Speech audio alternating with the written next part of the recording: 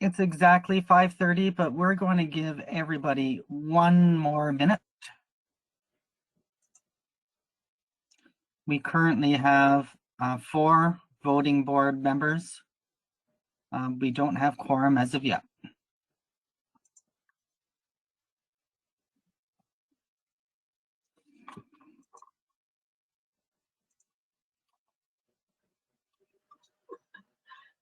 Oh boy. Kelly, if you're thinking that you're doing something wrong, you're all good. Can you see my screen? Because I'm sharing my screen accidentally and I'm just trying to unshare it. Yep. You are currently not sharing your screen. You're sharing your lovely face with us. And you won't be able to share your screen unless I click a button over here saying that you could. So Perfect. You're safe. Okay, perfect. Thanks, Paul. You're welcome.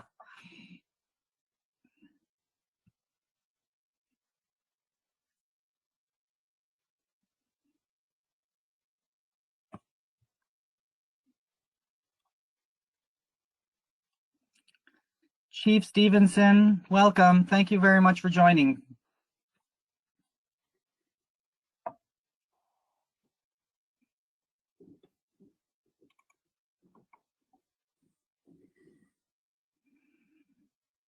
Okay, everybody, once again, I'm sharing my screen just so that we can follow the documents, but I do want to let everybody be aware that we currently have 4 voting board members online. We do not have quorum. I think we're going to give, again, everybody, if everybody can be patient, 1 more minute so that we could have the opportunity to reach quorum. And after that minute, we will proceed with the meeting regardless. We have 2 guests by which we would like to respect their time and their expertise. We could move forward. It's just that if there are any voting items in our agenda, that we won't be able to proceed to vote.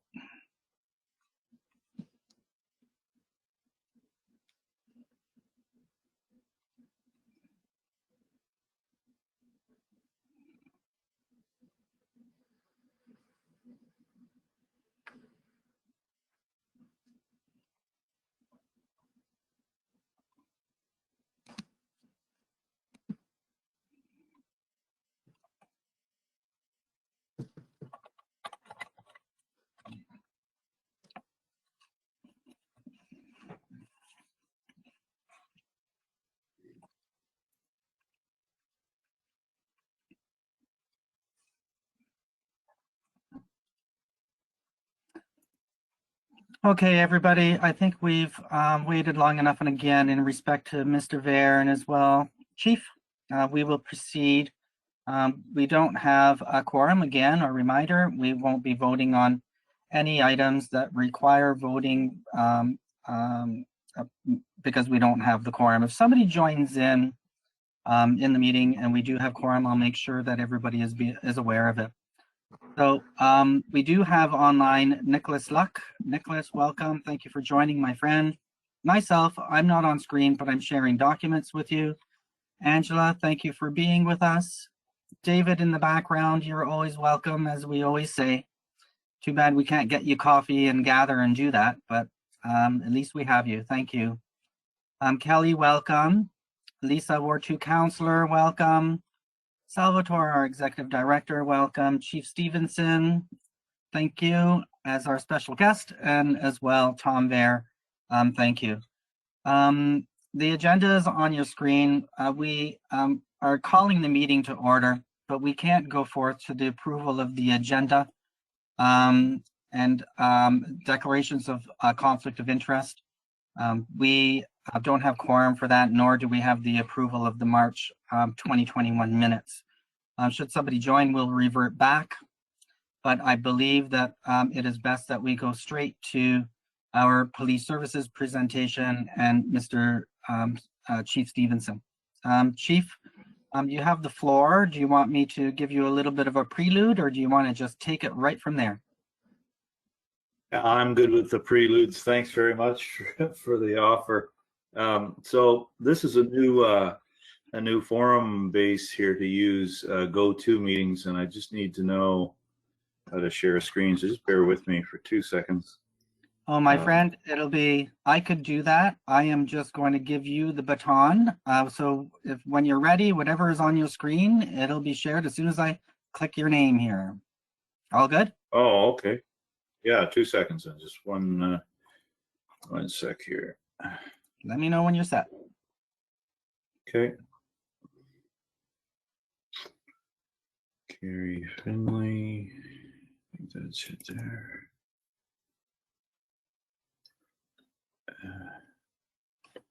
No, that's one person where.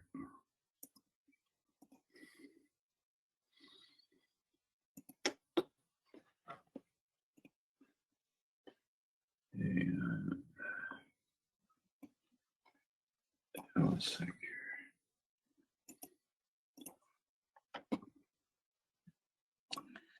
Oh, hello, Paul. Welcome. Hello, sorry I'm late. It's quite okay. If it's all right with you, Chief, I'm just like very quickly going to revert back to the agenda now that we have quorum. Is that all right? That's absolutely okay. Yeah. And then we'll give you some guidance if you're having difficulties, my friend. Okay, so Very we'll good. call the meeting to order. I will indicate that we have online Nicholas Luck, myself, Angela Romano, David Helwig with SooToday or Village Media. Kelly Walker is with us.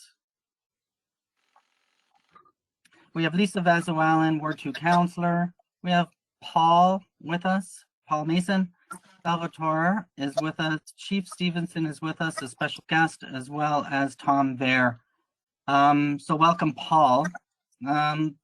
First, I'd like to call this meeting to order. I'm sure that we're having this recorded. Is that correct, Salvatore? We're all good? Wonderful. Approval of the agenda. May I have somebody approve and a seconder? I see Lisa Vezeau-Allen approving the agenda. Do we have a seconder? Paul Mason, Paul Mason. thank you. All in favor, raise of hands. My hand is up. We're all good. Thank you, everybody. Declaration conflict of interest. Does anybody have any conflict of interest of any of the items on the agenda? I see absolutely no hands. Thank you, everybody. We can move forward to the approval of the March 2021 minutes. I can pull them up here for everybody on screen. Does anybody have any questions, any ambiguities, any additions to the meeting minutes of March 2021?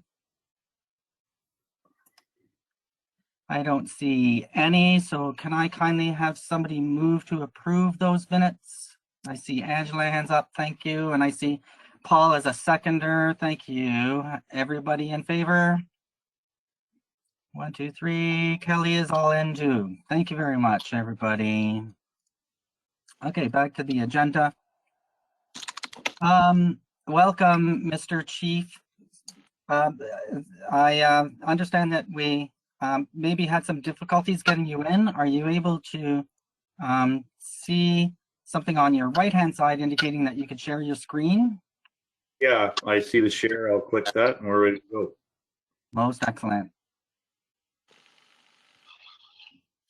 Okay. So I see you.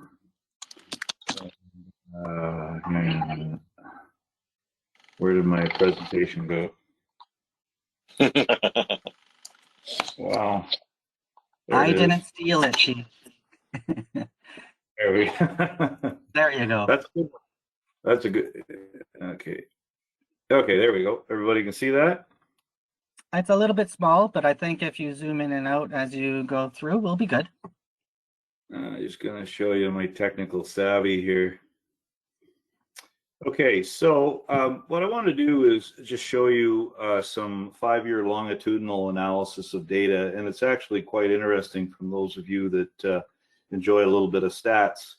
And what you're going to see, if you look down the 2016 under total crimes of violence, you can see from 2016 to 2017, we went up significantly from 621 to 819. When you see crimes of property, 3482 to 4293, drugs 68 to 96, and total crimes you see 41 to 5,200. That has to be an anomaly within the data. There must have been a change in reporting practices back then. You know, as we go through these numbers, you probably need to have that caveat that this is likely a change in data reporting to have that much of a change in all 4 areas or 3 areas, to have that amount of change between 16 and 17. So given that, I sort of wanted to show you, you know, we talk about the changing crime. Now I need to get this screen over just a bit so I can see it. There we go. So what you can see here in the data, if we go to the bottom of crimes of violence, we see that there's a relatively consistent pattern or number of crimes of violence between 17 and 18, from 819 to 867, 885, not a huge change there. And between 19 and 20, you see there's about an 8.5% increase in violent crimes.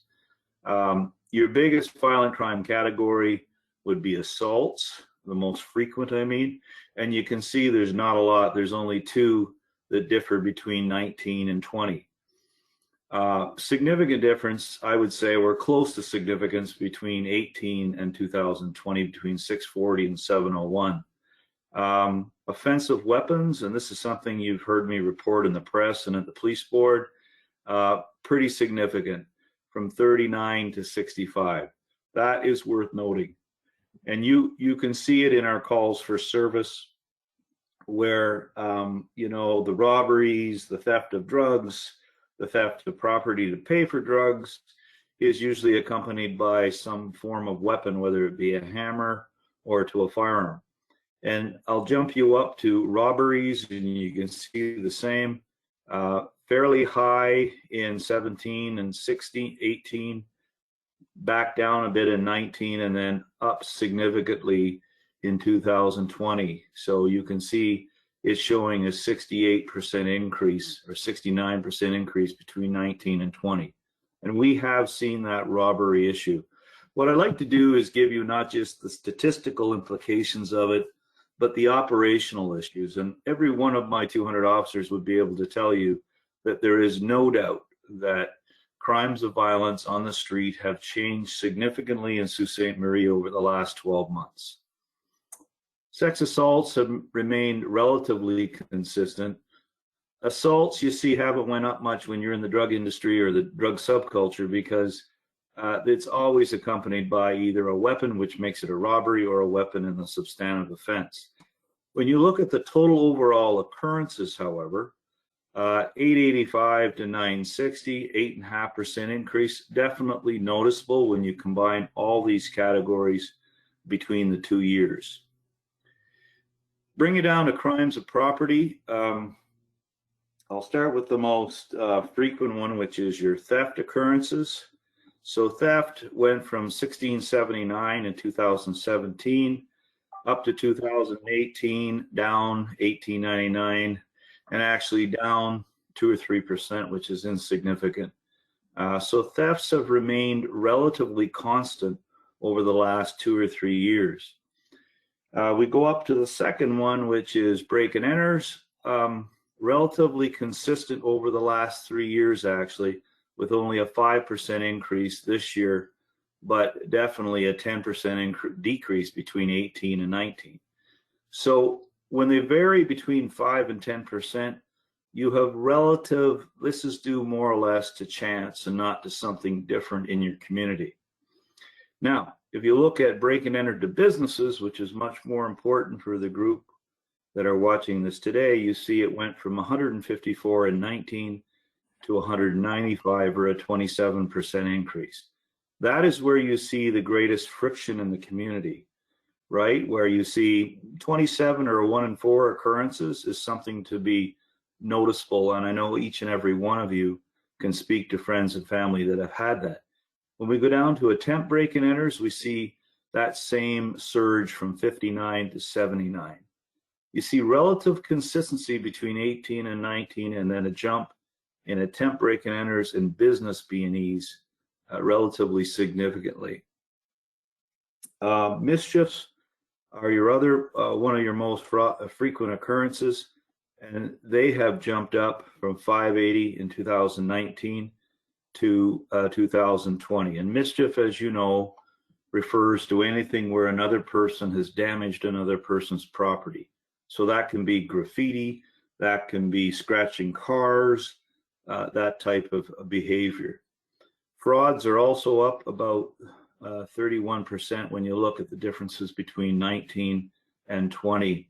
But overall, it's funny when you loop everything back in, we're still down 2.9% between 19 and 20 in total occurrences. When we look at the drug industry, we see that the totals are up about 7.2%.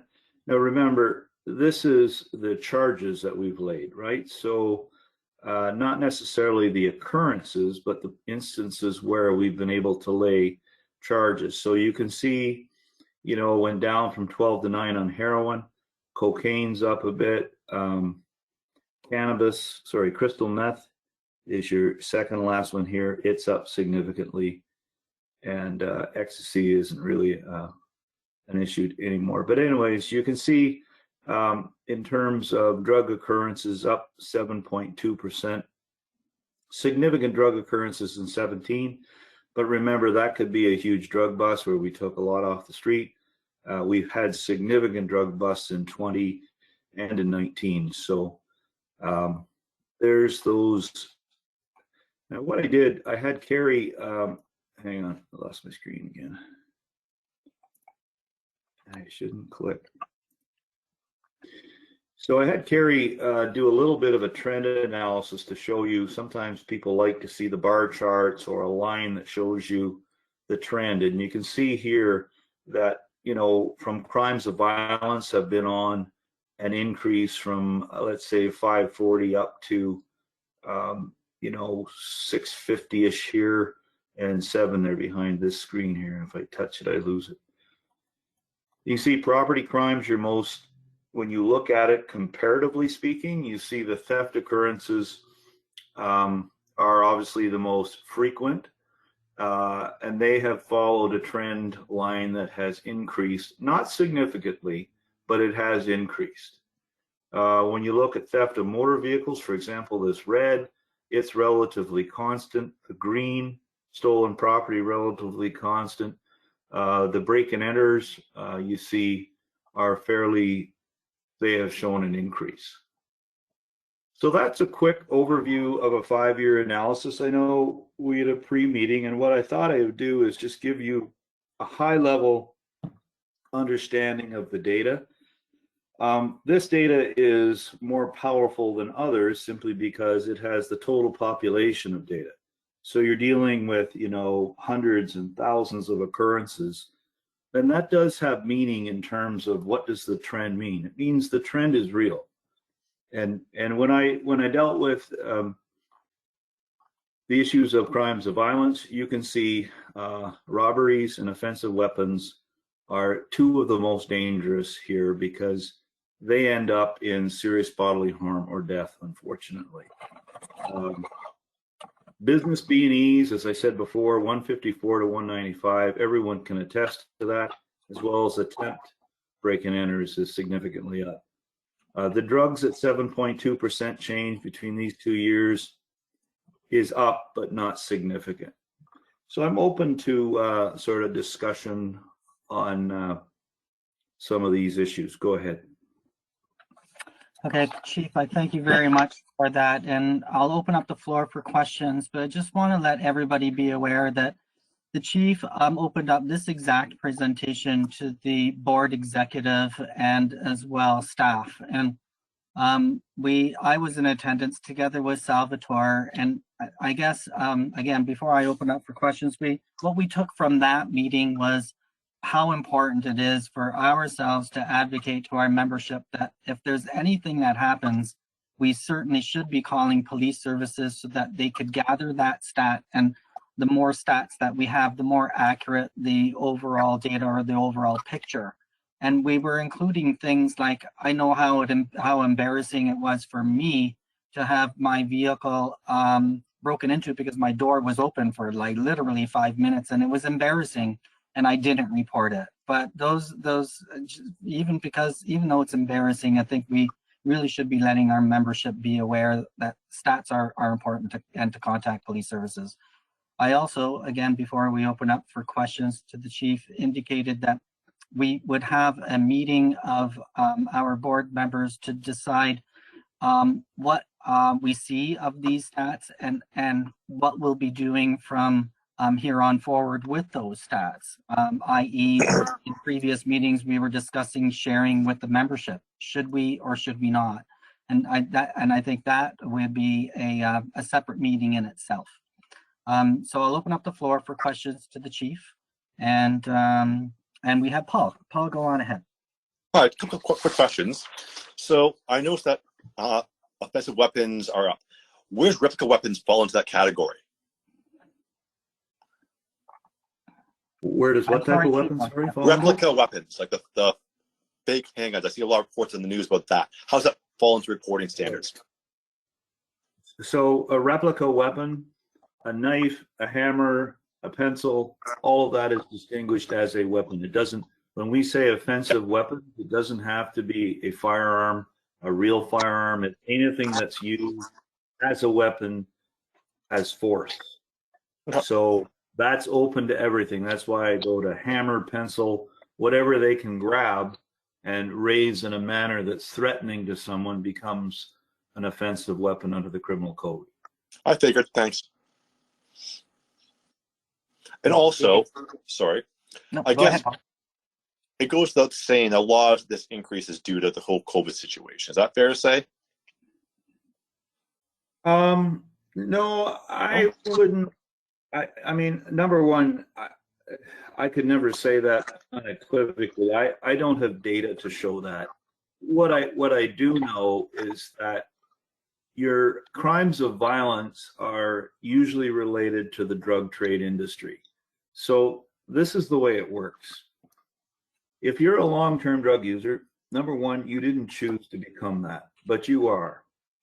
And you need your fix. You go, you steal, you break into cars, and when you can't break into cars anymore or find stuff, you know where there's money, you'll either rob a person, rob a friend, rob a parent, do a break and enter, do an attempt break and enter, or a robbery.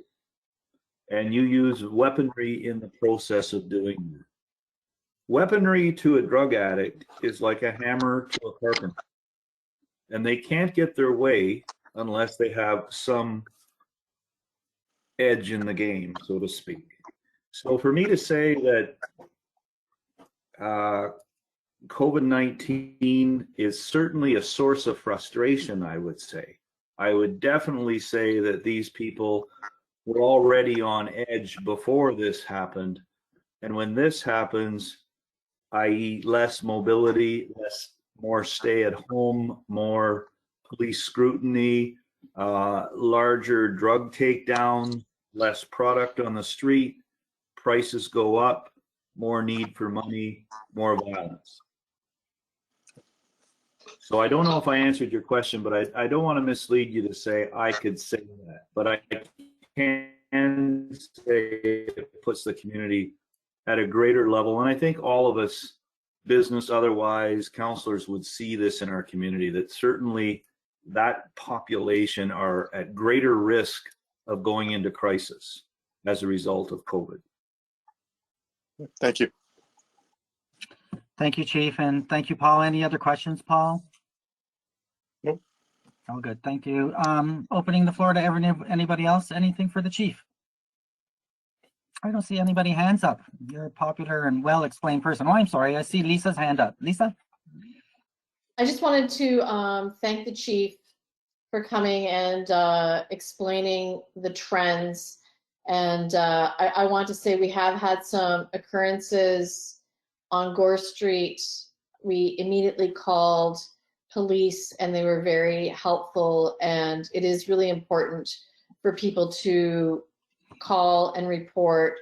And, you know, there's been several break and enters with Soya at G4G, we had people in the basement and that sort of thing. So definitely from a safety perspective, it's really important for people to report any kind of circumstance, even if we didn't have anything taken. So I think that's really key. And then it also makes police aware that there's heightened activity or interest in certain buildings. That's really, really important. So I just want to thank the chief, and also, you know, we've been, Soya unfortunately more so, and the police have been very responsive and very helpful, and trying to give a lot of tips in terms of where we should put our cameras and things like that. So I think it's also a good learning for everyone when you can, if something is happening, to definitely, you know, reach out to police services, and they can give, you know, a lot of good advice in terms of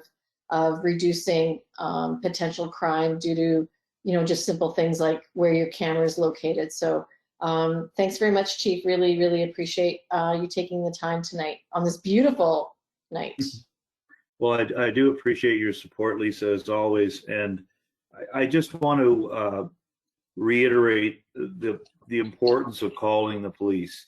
And yes, you know, our community service officers, I know many of you called, and we will always get somebody out. We'll give you that personal touch. Emily and Ms. Kirkpatrick have been in this industry a long time. They've been in many different units, and they can sit and look at your building, look at your situation, look at your hours of operation, look at your entry points, look at your lighting, all those things, and let you know that we're there. But the second issue, and why it's so important, is if you do not call in an occurrence, then we'll never ever know that it happened. And more importantly, the intelligence that comes out of your reporting lets us know activities in the community. And when you go into the intelligence world, where people will tell us, you know, oh yeah, you knew this happened, officer, well, I can tell you what happened. But if we don't engage the intelligence community or the informant community, then the conversation never occurs. And here's the thing, in this community, 95% of all occurrences are solved eventually because they don't leave the community, and they tell people, and there's evidence, and they're brought before the court, etc. So I can't reiterate how important it is to pick up the phone, report the occurrence. I know there's insurance implications and all that, but I'm telling you, it is the best thing to do because it gives you a true, accurate picture of criminality, but it allows our services, not only the front that you see on the street every day, but the behind the scenes stuff, from gathering more information about your particular situation may be linked to 8 others, and you might be the situation where we have evidence that we can bring down the other 9, whether through forensic evidence or through intelligence. So thanks for those kind words and advice. Wonderful, Chief. Again, we all reiterate our thanks to you and the police services team. Thank you for sharing this information. I understand that it is available to all, and I'm sure that, you know, David will end up possibly contacting you to see it, you know, through the SooToday Village Media eyes. But I will promise that we will have this on our next agenda a month from now, for ourselves as the DTA to discuss what it means with us and our membership. So again, thank you very much for this. Kindly enjoy your evening, and thanks for your time, sir. Thank you very much, folks. Have a wonderful evening. Take care. Okay, everybody, I'm so going to share my screen again.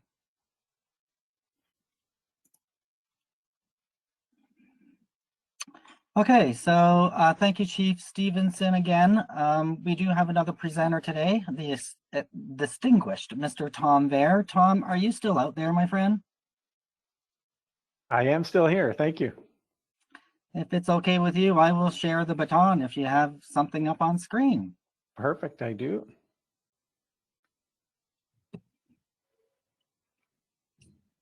Everybody knows you so well. You don't need a prelude either, do you? I don't, probably I've met everyone on the call. So yes, appreciate that. Can everybody see that okay? Yes. Okay, perfect. Well, thanks for your time today. We're really pleased to present to you the update for the downtown plaza. As you may have seen in the news that we were on council on Monday night, and council did approve the city's portion of the contribution towards the plaza. We are still waiting for confirmation on our NOHFC application. But to give you a quick update, a number of activities have been undertaken since we last talked to the BIA. We refined the plaza design, and we had public input sessions. We finalized acquisition of some properties along Queen Street, 535 Queen, and Bay Street as well. We worked with the PUC to finalize our electrical servicing, and we did obtain a Class C cost estimate. In terms of the community feedback, we mentioned to the council that we had presentation to the BIA board. We did 2 public input sessions online. We had a survey with over 200 responses. We did one-on-one sessions with First Nations and Métis groups, as well as groups at the post-secondary institutions. In terms of the online feedback, there was a lot of positive feedback for the plaza, which was great to see. Lots of interest in the concert area, the multi-season activities, the community gathering hub, and positive sentiments for investment in the downtown, which was nice to see, and I'm sure you're pleased to hear that. There were some suggestions. People talked a lot of desire for local food vendors, food trucks, retail shops in the plaza, or a chance to purchase something while they're down frequenting the plaza. We had some requests for additional parking. Some other areas of improvement were some additional fire pits in the winter to incorporate some additional green space and plantings. And certainly tying into the conversation with the police chief, we heard some comments about ensuring that the plaza was safe and secure at nighttime. So what we shared with council Monday was that the revised design estimates are $7.8 million for the cost of the plaza. That does include about $890,000 of contingencies. And the higher cost was primarily due to cost of materials and equipment. The utilities work wasn't previously scoped into the initial estimate from the previous design consultants.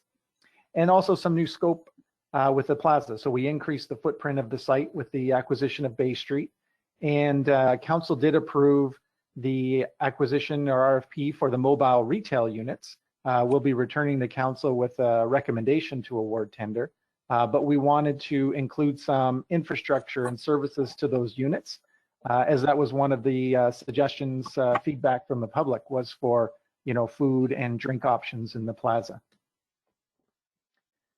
So in the end, the plaza will have what we believe is an exciting array of features. It'll include a water feature, skating rink, the play structure, a stage and digital screen, the food and drink retail opportunities, and serve as a great gathering area.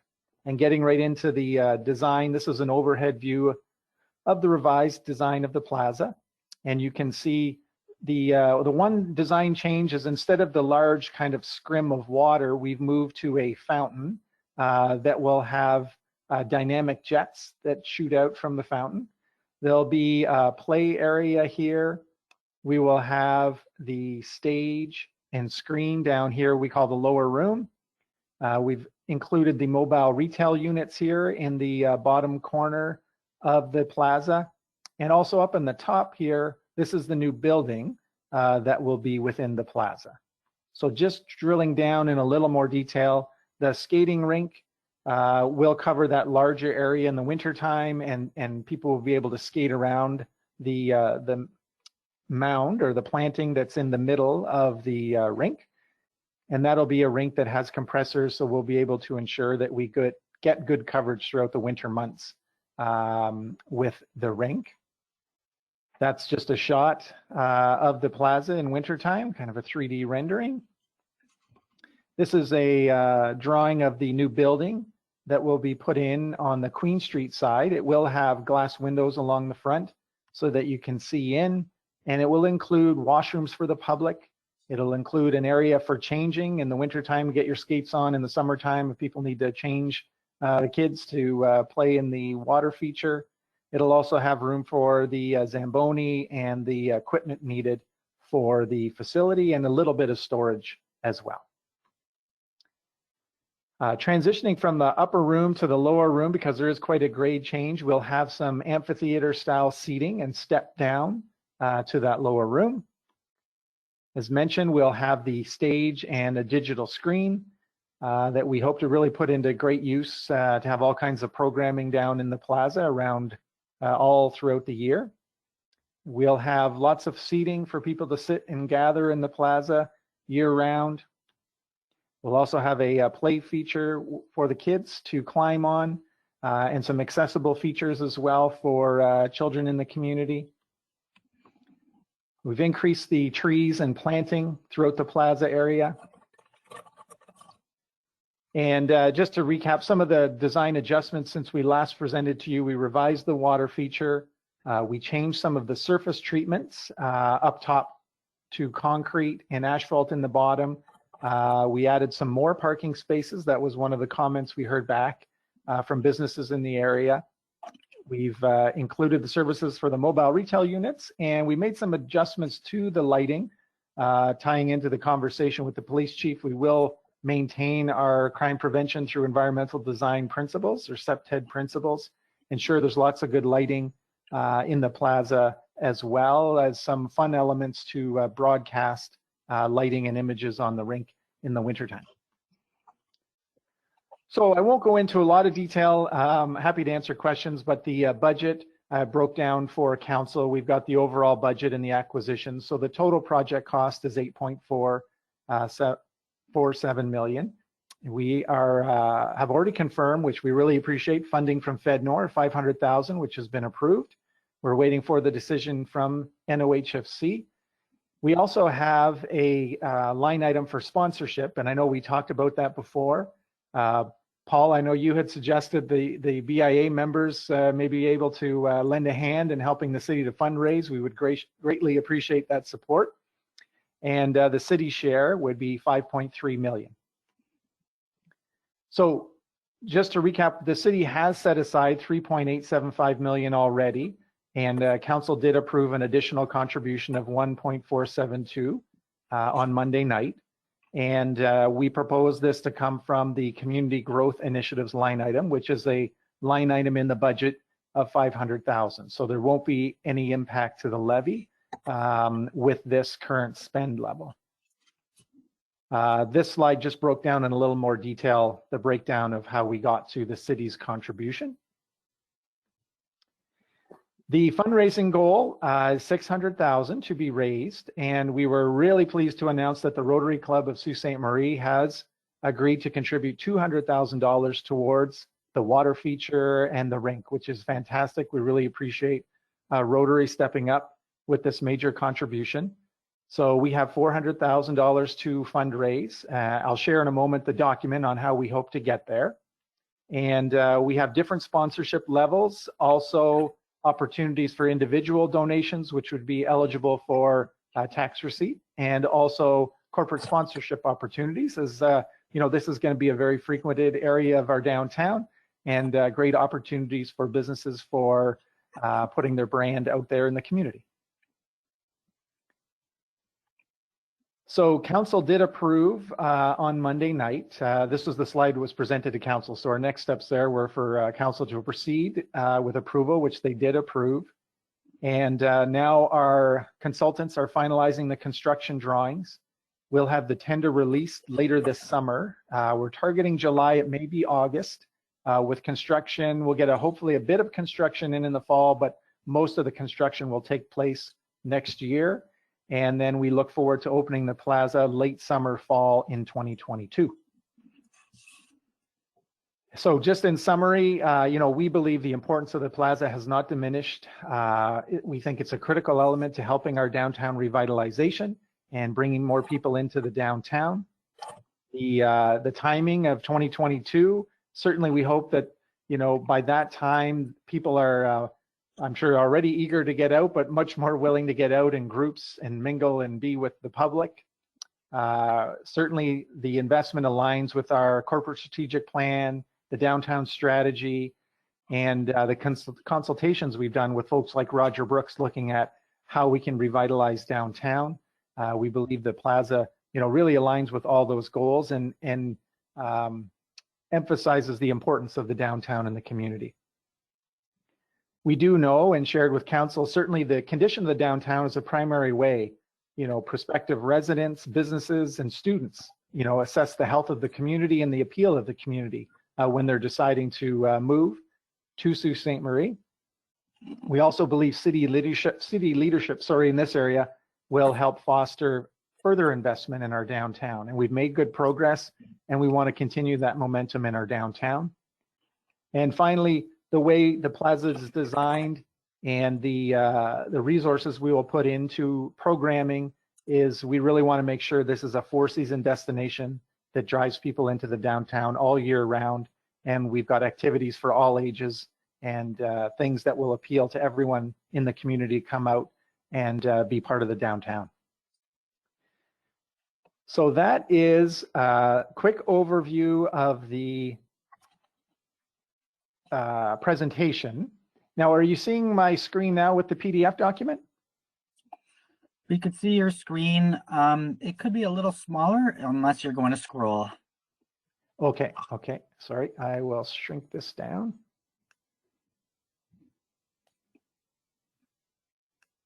Is that better? Sure, you're probably still going to need to scroll, but that's okay. Okay, sorry, I don't see you guys anymore, so I can't see what you're seeing. So this is just an overview of the fundraising document, the draft that was provided to council.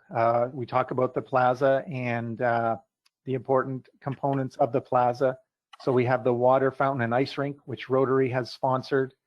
We will have opportunities for the event stage and display screen. Opportunity for sponsorship of the play structure. We're looking for sponsors related to Wi-Fi services in the plaza. And then we have opportunities for folks to sponsor benches, tree plaques, and then also the bike racks and a sponsorship wall that would recognize donations to the plaza. We've already had some folks reach out since the council presentation, which is great, interested in donating to the plaza. So we certainly hope that continues. And we do recognize that people are, coming out of COVID times. And so we talk with council about, this may take a bit longer, obviously, to reach that fundraising target, but we're committed to work with the community to raise these funds to support the building of the plaza. And also, as we're waiting for the NOHFC confirmation, before we go out with a large campaign, we're going to make sure we have everything secured, and then we'll really kick off the fundraising in earnest from there. So that's a quick overview, and happy to answer any questions anybody may have. Most excellent. Thank you, Tom. I just want to let everybody be aware that thank you, Salvatore and Nicholas, in including all of this in our packages for review in advance and as well afterwards. So if there's any detail or anything that you want to be looking at, again, thank you to our staff in providing it via Tom. I have questions, but I'm going to open it up to the floor. Does anybody have any questions for Mr. Veer? Ms. Romano, go ahead. Yes, I have a couple questions. The first one is regarding the mobile units. Will there be an opportunity for membership to not necessarily have first dibs, but to be involved in those? Has the process been decided as to how people will get the opportunity to be the retail units, the mobile units? Yes, the process hasn't been finalized yet, but when we did present the concept to council originally, we did anticipate, that members of the BIA would be able to take part in that for sure. Okay, great. And my other question is regarding programming. I know I'm probably a little bit premature, obviously, but this plaza is a wonderful thing for downtown, but in order for it to be successful, there will have to be activities going on, as you're well aware. So will there be designated city staff to help?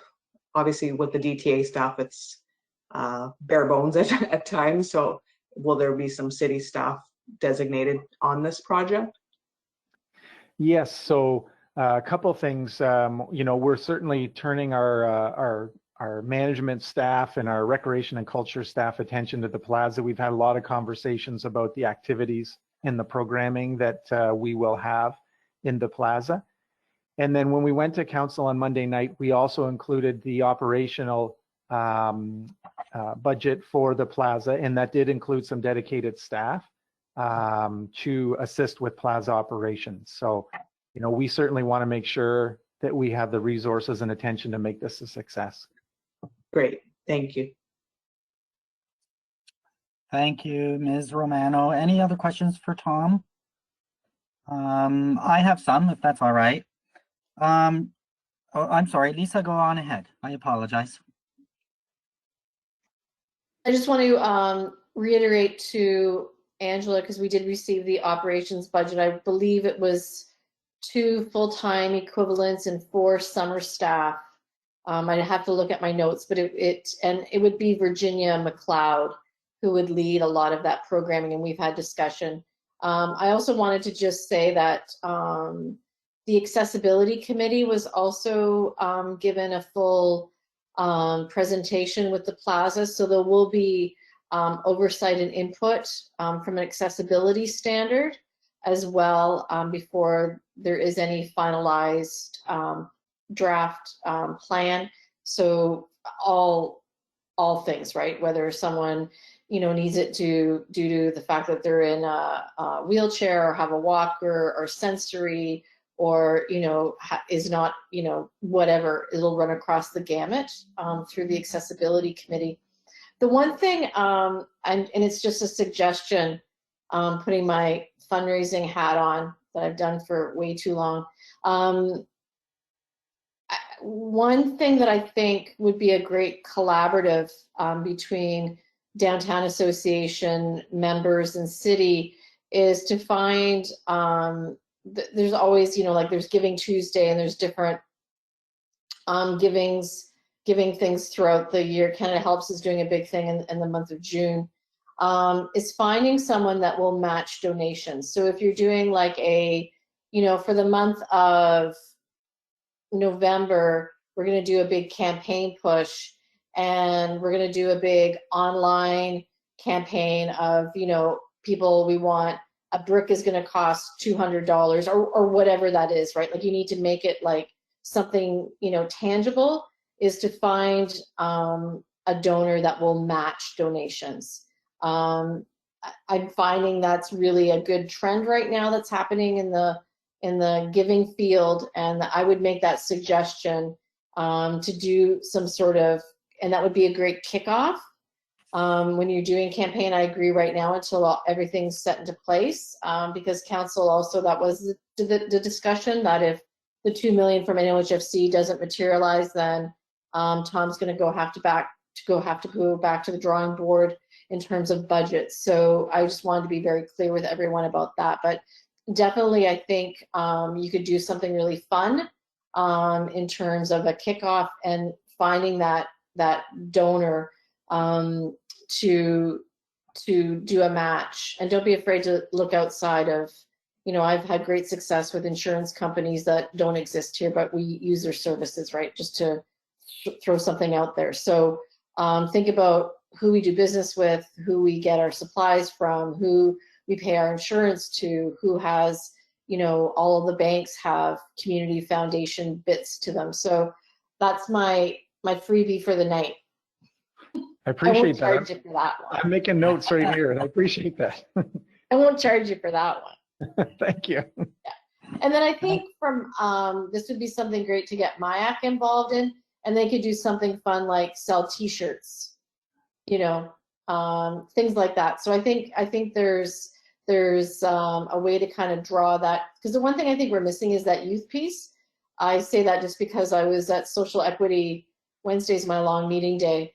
And we were really talking about the youth piece a lot, and youth providers, and what are we not doing and not engaging with, and strive young professionals. So I think there's a lot of cool things in terms of Plaza that you could do in terms of fundraising and making it not just, here, I'm going to write you a check and fill out this form, because that's boring.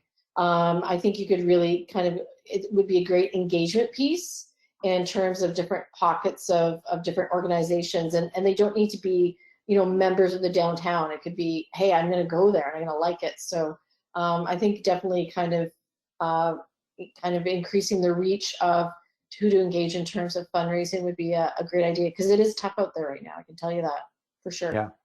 Okay, that's Yeah, it. Awesome. That's great. Thank you very much. And I was going to say, we did, we have presented to the Mayor's Youth Advisory Committee, but to your point, like, we really hope that, for example, just take the stage, right? We're blown away every year with the Mayor's Youth Art Gala. It's once a year, but let's work towards every week we're going to have a performance with youth in the community on that stage. And that's really our hope, that we can be working with all the different community groups and really embrace it and activate that plaza the way we want to. So appreciate those comments. Thank you both. Thank you, Ms. Vezeau-Allen, for all of that expertise.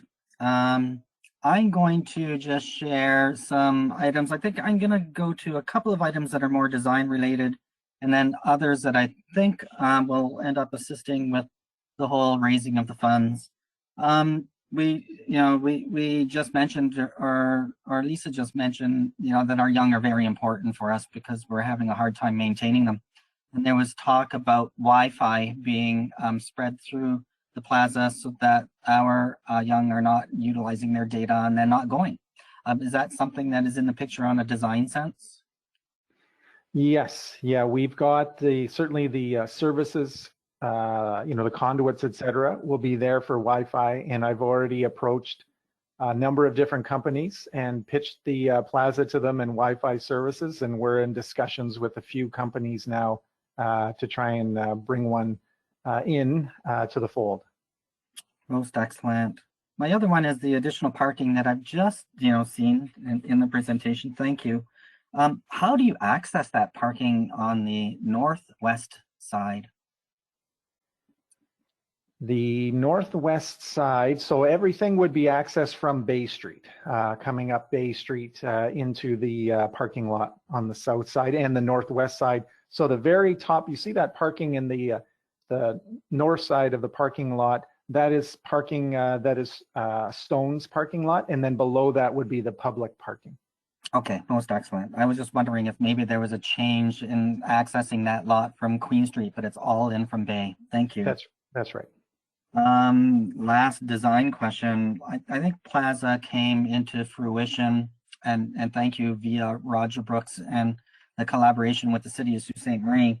But at the same time as proposing Plaza, there was talk about revamping Spring Street. So I'm wondering if all of these numbers does it include Spring Street, or is Spring Street a separate project? Spring Street is a separate project, and we will be looking at doing design work on Spring Street. Hopefully this year we'll do a design for Spring, and so that will be a future project we'll have to bring back to council in the future for approval.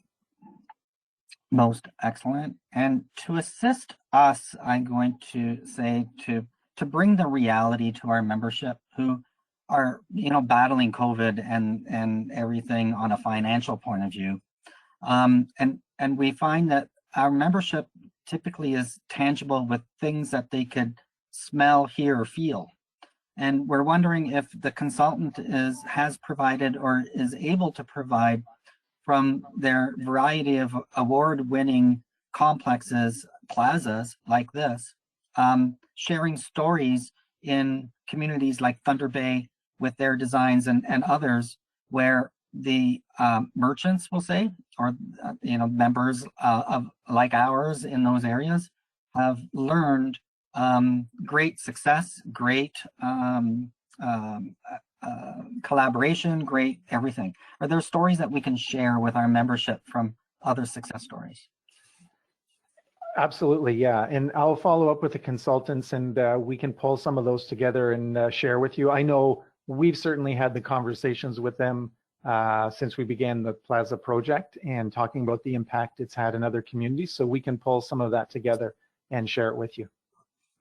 Most excellent. And then I'm going to ask, thank you for this presentation, but where would you like to see us go from here? A month from now, what should we be tabling in our agenda to assist you in moving this forward and detailing it up? Yeah, thanks for the question. I would say two things. If the world goes as I hope, in a month's time, I'm hoping we will have NOHFC approval. And, you know, I think we would be, at that point, really kicking off the formal fundraising campaign and like to work closely with Salvatore and the board here as we kind of finalize the rollout of that plan and how we can work together, you know, not to duplicate efforts, to take great ideas like the ones Councillor Vezeau-Allen shared here and, you know, not leave any stone unturned. So one would be that fundraising rollout. And then the second would be, you know, although it'll be 2022 and we've got some time for it to open, I don't think it's ever too early to start actually looking ahead and talking about the programming, the different events that are going on that we can start, you know, really scheduling into that plaza when it does open, ensure that we've got a really solid lineup of activities there. And engaging as many community partners in the plaza as well, because I think that's going to be part of the success of this is, you know, we want the community to be owning this and we want the community to be programming it. So we really would like to, BIA is probably the key partner in it, but working together to identify others and start like getting down to the calendar and looking at weekends and saying, okay, who's taking this weekend and what are we going to put in there to ensure we've got that four-season destination that we all hope for. Thank you so much. I know that we can table that for our next agenda and we can have a healthy conversation amongst the board on behalf of the members and feed you back with commitments because we're all in this together as a collaborative team. Does anybody else have any questions of Mr. Vare? Angela, hold on. Let me see. Ms. Romano, I just unhid you behind my little screen over here, but you were good. So sorry. Okay, well, thank you, Tom, for everything, for getting us here. I know that's a ton of work. I don't know how you do it. You do it all. And we are your resource for sure. So thank you for this. Thank you for everything. And thank you for your evening. Hey, thank you. I really appreciate your support and we look forward to working with you going forward. Have a good evening, everyone. Bye-bye. Bye-bye. Okay, I'm going to share my screen once again. Okay, item number 7, we have financial statements. I'll pull them up on screen just in case anybody has any specific questions. We have the monthly profit and loss screen up. We don't have Frank here to present it, but we will open it up for questions. I think that if there are any questions, we could certainly relay them to Frank or possibly we can answer them now. Does anybody have any questions with regard to January through to April on screen? Oops, I just changed the screen. There we go. Okay, I'm so sorry. Ms. Vezeau-Allen? I just have one. I know that the audit and all that has been done. Salvatore, do you know if the HST return was done? Because as a nonprofit, you would get back 50%. Yes, we did receive the HST, I believe, last month it came in. Okay, okay, that was my only, yeah, wonderful. Good to know. Thank you. Okay, any other questions with regard to the profit and loss? Okay, seeing none, we'll go on to the balance sheet. Does anybody have any questions with regard to balance? I just want to raise one point on the balance sheet. I followed up on our accounts receivable of $26,000. that number is not accurate. Our accounts receivable is actually $50. That was an error that was made.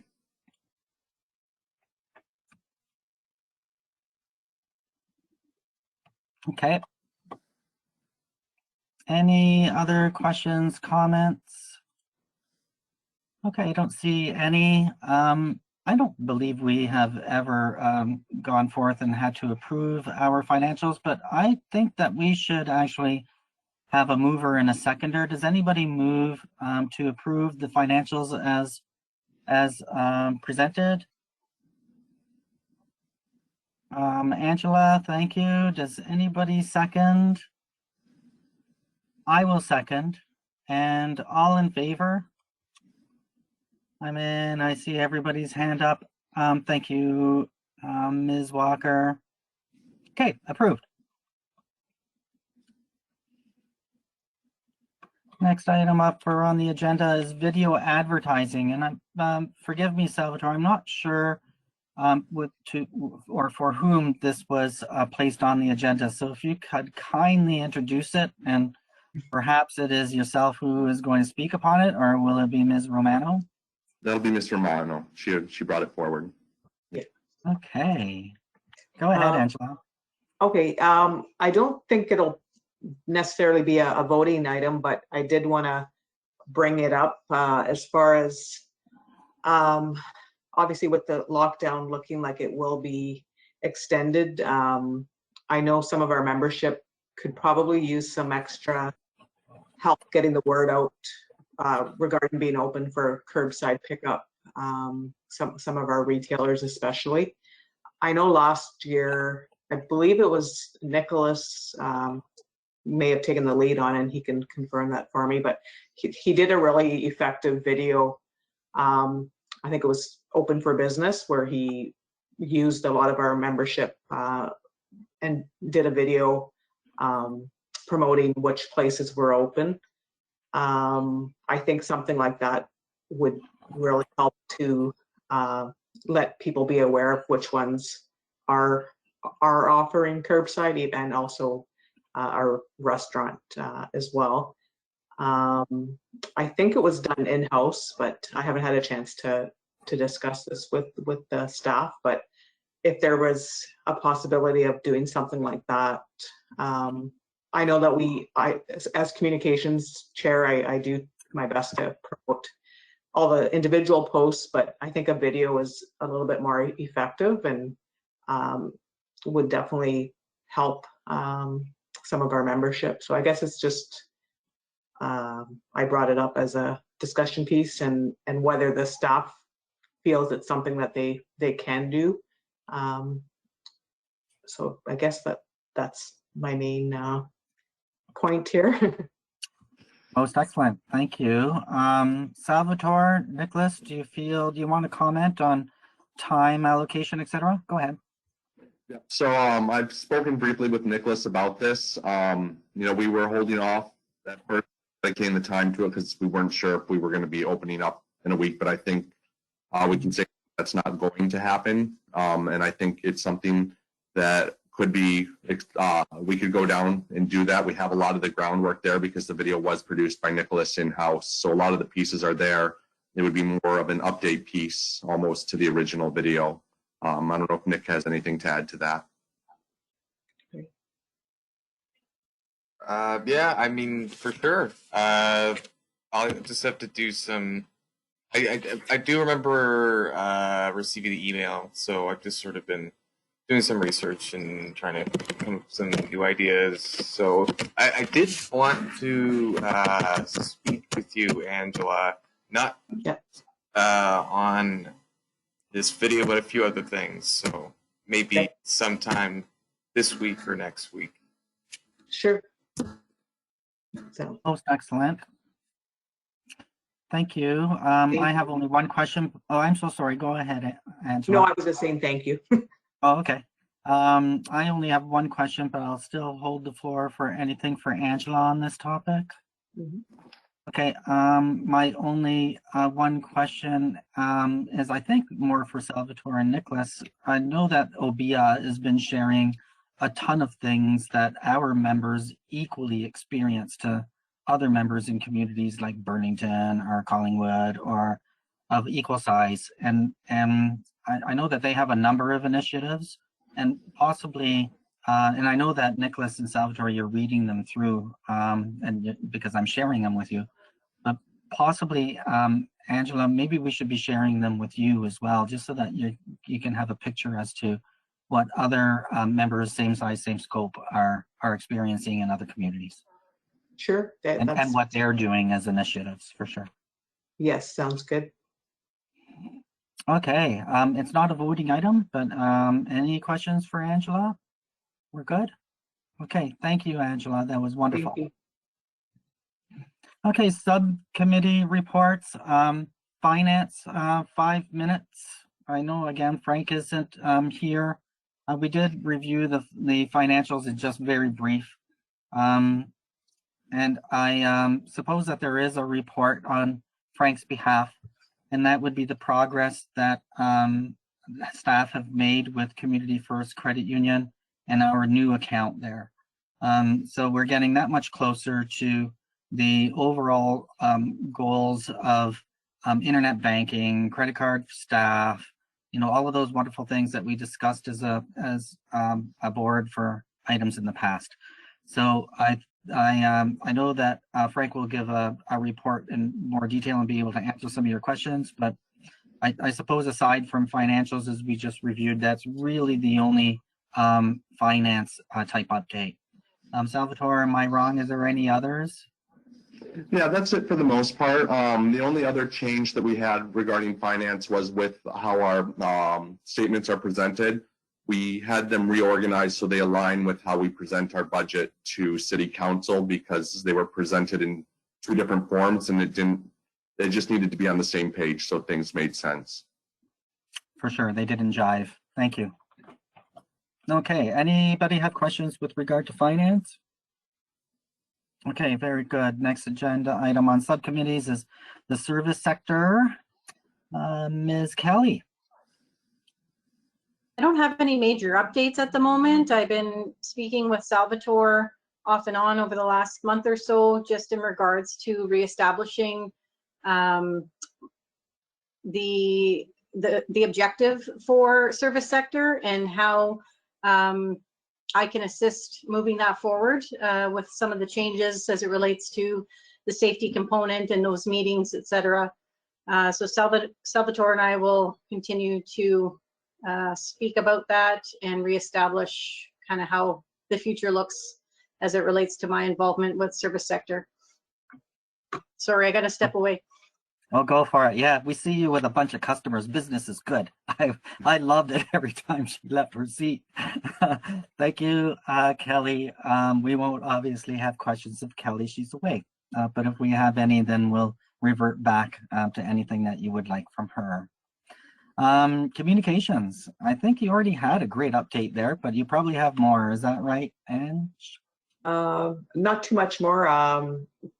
The only other thing, I did help to review the job posting that Salvatore had reached out for some assistance, and I've just been doing my thing, sharing all our members' posts. The support local Sault Ste. Marie group on Facebook has been a real positive thing for our membership. I've been making sure to share whatever I see to that group in particular, and I do see a lot of positive comments from people not realizing that a store sells this, and so it's been good to get the word out. I think that's it for communications. Most excellent. Does anybody have questions of Ms. Romano? Okay, so sorry, Kelly, you left and then we didn't know how long. Does anybody have any questions of Kelly? No, we're good with that too. So subcommittee events, I should have mentioned at the beginning of the meeting that Kristi sends her regrets not being able to attend this meeting. That's why you're stuck with me. If anybody has, and I'm going to assume Salvatore, you might have something update-wise, perhaps even Nicholas, with regards to events on Kristi's behalf. Kristi didn't give me per se a report, but I can update what's going on with events from the standpoint of the office. So with the lockdown, we delayed some of our events events that are going to happen, like the Makers Market and the Beautification Days. We're delaying those until June, hopefully, if not a later point. We're in discussions with the museum for Makers Market. Read out the meet and greet. We had that on a Tuesday night. We had about 6 people in attendance. We had a really good discussion. Membership gave some feedback on some of their concerns and things they'd like to see in the downtown. They also requested that we try and conduct those type of meetings on some type of more basis. So that was overall successful. And then we just wrapped up our Royal Treatment Days. We had a lot of great feedback on the Royal Treatment Days. People liked the idea of doing the gift cards to spend later. It didn't translate into overall submissions for the contest, but we did have people that liked the idea that we were trying to do something. Wonderful, all great positive things. Through Kristi to Salvatore, any questions for events? Okay, thank you for that. Last subcommittee is beautification. The only item that I have to report on a beautification point of view is the washing of the membership windows. There was a program that we put forth so that our beautification staff member was able to assist in washing windows with a membership. It also incidentally sort of has like a twofold aspect where there's an individual with a Visi vest, you know, going from business to business and basically just reviewing that there's a security level with those businesses. Even just that visual is something that is important for our membership. A lot of them are not at their locations. They've still are experiencing their shutdowns due to COVID-19. Salvatore, there's probably 1,000,000,001 other things. I know that you want to speak of graffiti equipment and stuff like that, possibly. Yeah, we've been able to tackle some of the graffiti in the area. That's been really receptive from the membership and the public in general. We've been able to clean up 4 sites so far. We have another site lined up, and then we're reaching out to some of the other property owners to obtain permission to do their buildings as well. We're also doing the garbage cleanup, and yeah, we're keeping Mike busy.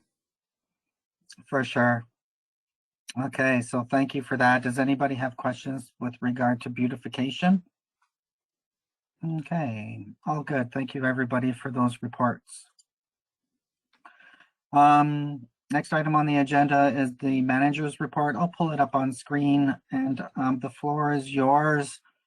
My friend, did you want, if you could touch on all of the individual items or just some if you wish? I'll touch on the ones that we didn't really cover through any other parts of the meeting. We briefly touched on the job posting, so that is up now. We've reached out to both the Career Center and Employment Solutions as well as posting it on Indeed.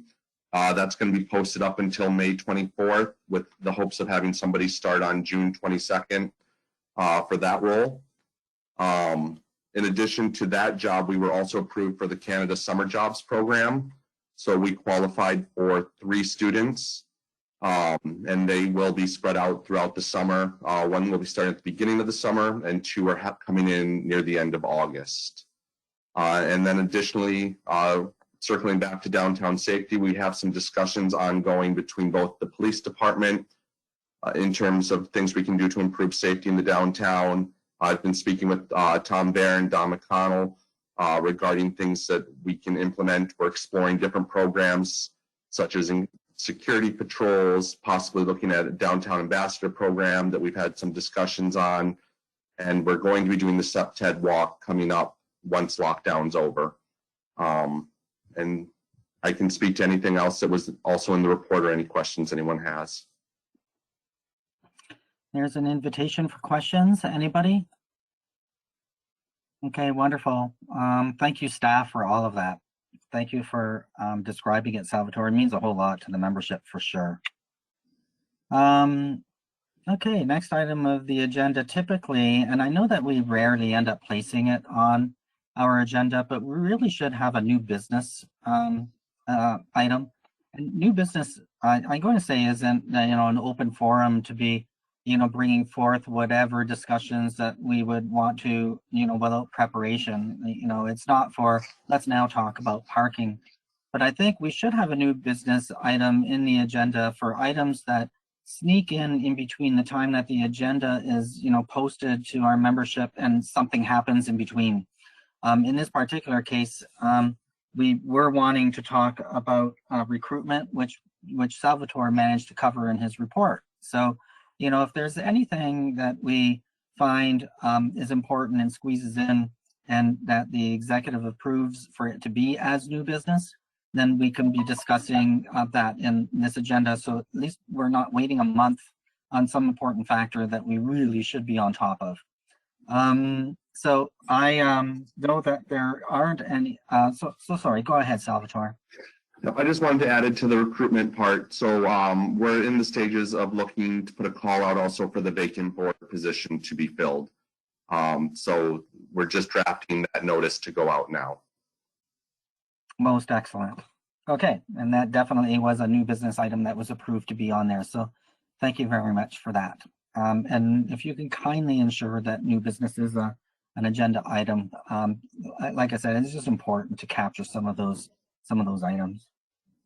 Okay, we are so literally at the bottom of the page where we could adjourn the meeting.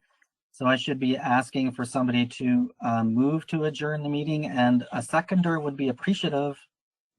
I see Ms. Romano up for first, and I see Mr. Mason and Ms. Vezeau-Allen for a seconder. All in favor? Everybody.